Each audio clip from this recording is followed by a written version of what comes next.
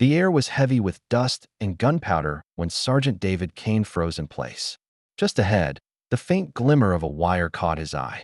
It was stretched low across the trail, almost invisible under the shifting shadows of the jungle canopy. One more careless step from his squad, and the hidden charge buried beneath would have torn them apart.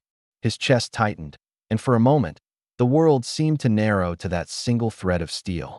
Lives, his brother's lives, hung in the balance. Before I tell you what happened next, tell me in the comments where you're watching from. I love knowing who's listening. David's pulse hammered. Behind him, a dozen weary soldiers trudged forward, boots sinking into the mud, unaware of the danger just inches ahead. His breath came shallow, and he remembered the letter from his daughter tucked in his vest, the one that ended with, "Come home safe, Dad." He thought of how easily that promise could be broken. He raised a clenched fist. The squad froze. Confusion rippled through them like a whispered rumor, but no one spoke. Only the hiss of cicadas filled the silence. Then David crouched low, his eyes scanning the ground, following the faint line to a cluster of dirt that looked too carefully placed. It wasn't just a trap. It was layered, cruel. An entire kill zone, waiting to spring. For a moment, doubt gripped him. If he tried to disarm it and failed, it would all end here. But if he did nothing, the squad would walk into certain death. The weight of command pressed on his shoulders.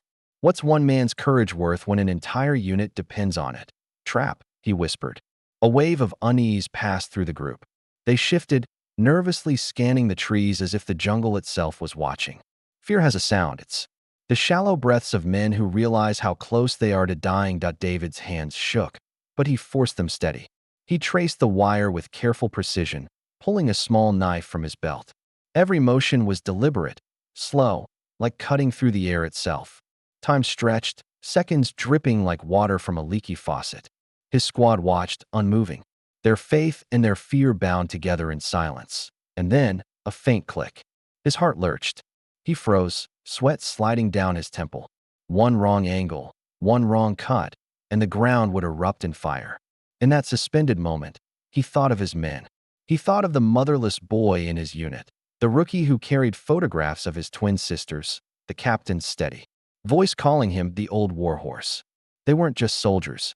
They were fragments of fragile lives, held together by hope. He exhaled, slow and deep, and sliced. The wire snapped, harmless. The ground did not erupt.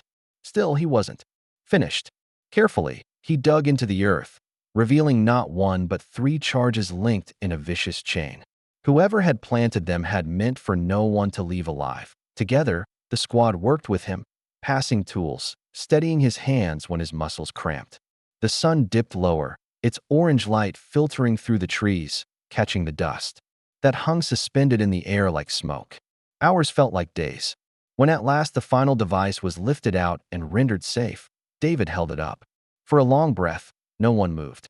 Then the silence broke, first with a murmur, then with a cheer, then with the thunder of hands clapping against helmets and backs. Men who moments before were silent with fear now roared with life. They weren't just alive. They had been saved by one man's refusal to look away. And David, standing in the middle of their circle, lowered his head, not in pride, but in quiet relief. He had not done it for glory. He had done it because their lives mattered more than his fear. That night, as the squad rested under the dim glow of a single lantern, one soldier whispered, "You didn't just save us, Sarge. You gave us tomorrow." Because courage isn't the absence of fear. It's the choice to move anyway when others cannot.